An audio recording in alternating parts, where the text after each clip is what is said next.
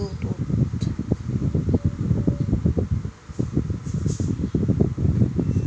Ayaw. Kahit FM,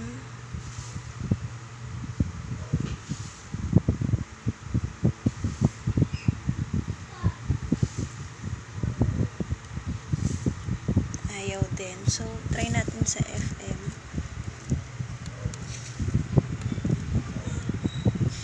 Wala din siya.